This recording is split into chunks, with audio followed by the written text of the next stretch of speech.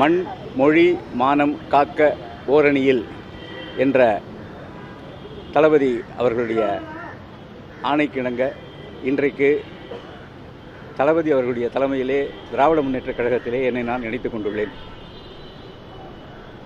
தமிழ்நாடு இன்றைக்கு தளபதி அவர்களுடைய தலைமையிலே மிகப்பெரிய முன்னேறிய மாநிலமாக திகழ்ந்து கொண்டிருக்கிறது.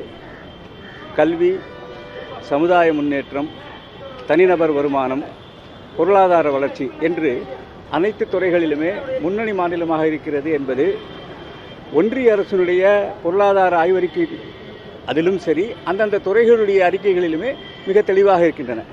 தமிழகம் இன்றைக்கு பல விஷயங்களிலே நம்பர் 1 மாநிலமாக இருக்கிறது.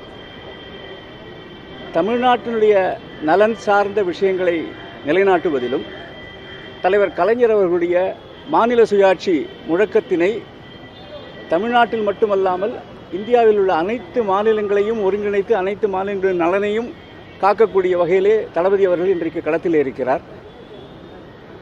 களத்திலே தமிழர்கள் சார்பாக தளபதி அவர்கள் இருப்பதால் தான் தமிழ்நாட்டு மக்கள் தளபதி அவர்களின் பின்னால் நிற்கிறார்கள்.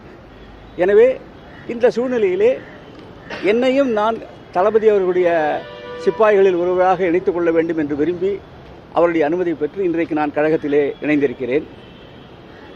2026 சட்டமன்ற தேர்தல் என்பது தேர்தல் வெற்றி என்பது ஏற்கனவே நிர்ணயிக்கப்பட்ட ஒன்று, நிச்சயமான ஒன்று. நாளை மறுநாள் தளபதி அவர்கள் கோட்டையிலே சுதந்திர கொடியை ஏற்றி வைக்க இருக்கிறார். இந்த நாட்டினுடைய தேசிய கொடியை ஏற்றி வைக்க இருக்கிறார். அடுத்த ஆண்டும் ஆகஸ்ட் 15ஆம் தேதி மீண்டும் தளபதி அவர்கள்தான் கோட்டையிலே கொடியேற்றுவார்.